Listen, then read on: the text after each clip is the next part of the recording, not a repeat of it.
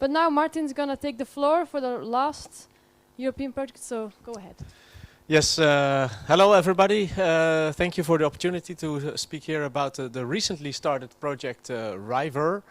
So EICB stands for Renewable Hydrogen for Inland Waterway Emission Reduction. So it is one of the technologies which was in the CCNR roadmap, hydrogen fuel cell with compressed hydrogen stored on board of vessels. And this project is really made to create a basis for these type of solutions for zero emission shipping industry in Europe.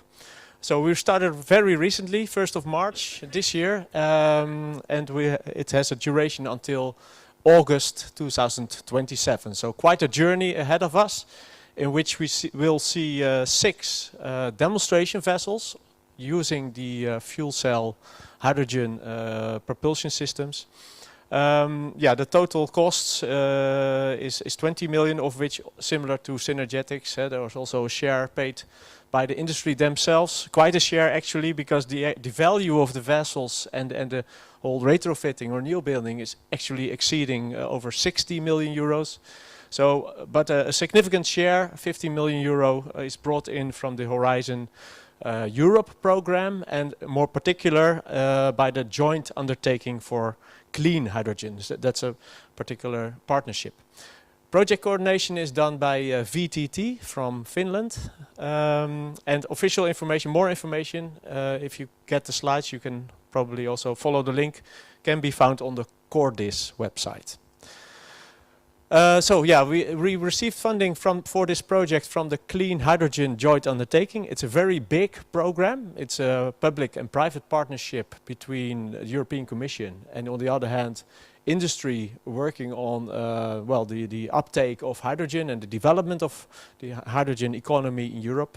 In total, it has 1 billion euro to spend on research and development, of which we receive as project and 15 million. Talking a bit about history, there are already 2 projects before us. The so-called flagships project, which has 2 demonstrator vessels, of which one is the one from Future Proof Shipping. And the second project is the Anthony for the NPRC, I think also well known. And then we have now the EICB project starting in 2023 with 6 vessels. Well, traditional challenges, of course the regulations. A lot of work is ongoing at the moment in Strasbourg at the CCNR, the CESNI, to create the new technical regulations for storage on board and how to use and how to work with the fuel cells. But also, of course, bunkering infrastructure needs to be developed, needs to be there, the protocols, the safety standards, etc. So there's still a lot of work to be done. And it really requires European coordination.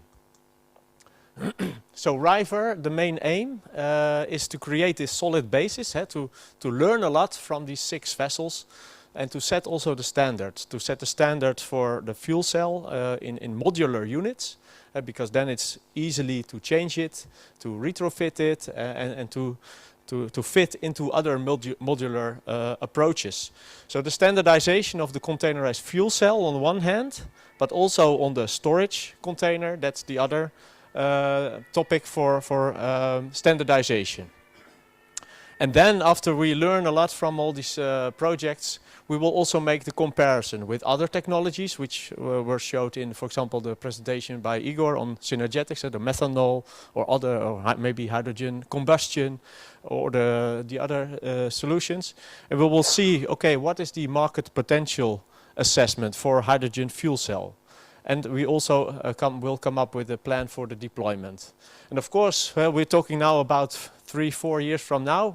The world is changing very rapidly. So we'll see then what the market potential of hydrogen will be. Important is also, because it's really a project for learning, is that there are a lot of data is being collected from these pilot vessels on the financial performance, the environmental performance, and the technical performance as well. So the consortium partners, here you see them all on the slide. So the lead is at VTT, you see there on the left. Then we have two fuel cell providers, Ballard and Netstack. A number of ship owners, VT, Theo Pau and Future Proof Shipping. DFDS and Sogestran. We have also Air Liquide, also here today, for the hydrogen supply. The University of Genova, who will also be involved in the life cycle assessment.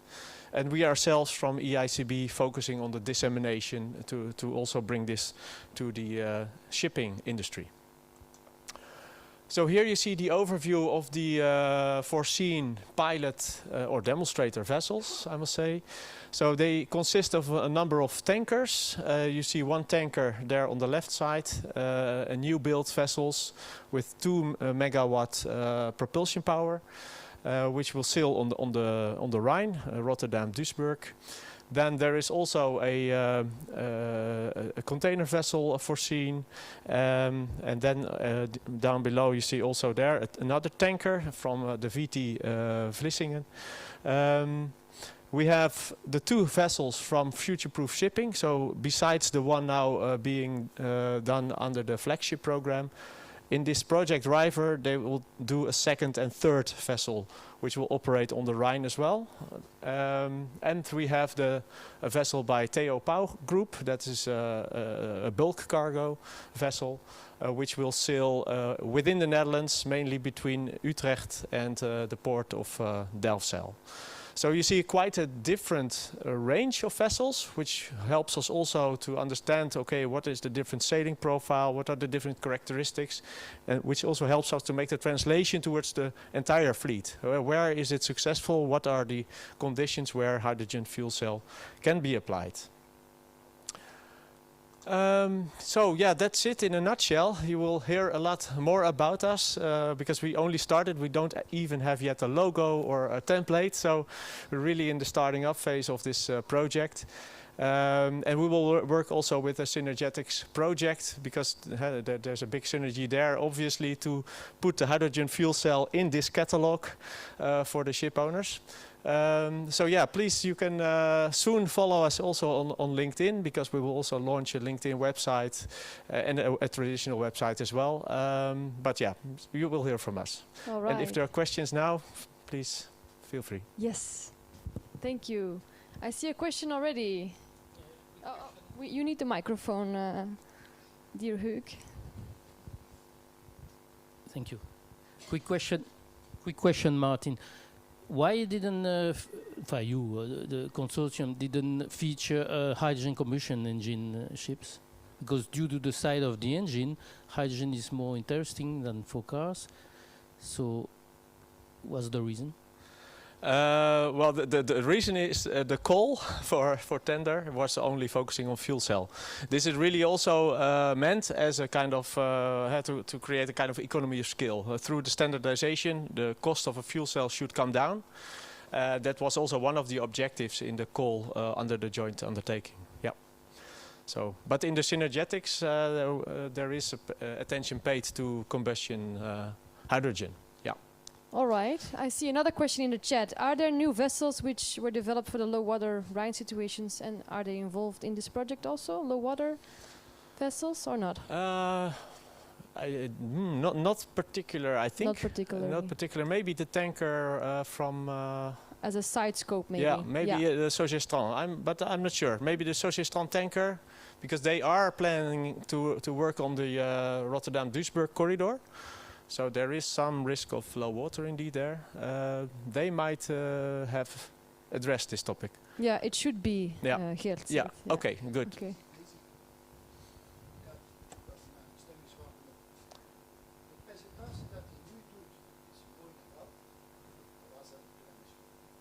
The little vessels.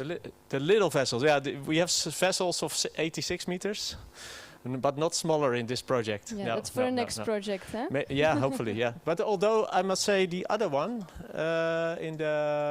this one, the Zulu, that one is a smaller one from the flagships. From the flagships. There's already one vessel, a smaller vessel, with hydrogen fuel cell. Yeah.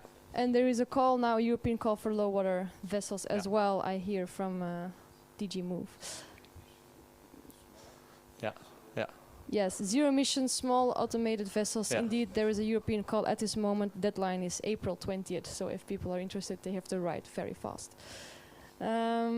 Otherwise, I see another question, but it's about regulation. I suggest that Martin takes contact with Manfred himself in the chat, if that's okay. And otherwise, I want to thank Martin for the very interesting demonstrating project. I think it doesn't get more real than this, and not only naval architects, but also other people are quite excited about demonstrating projects that are we can see in real life.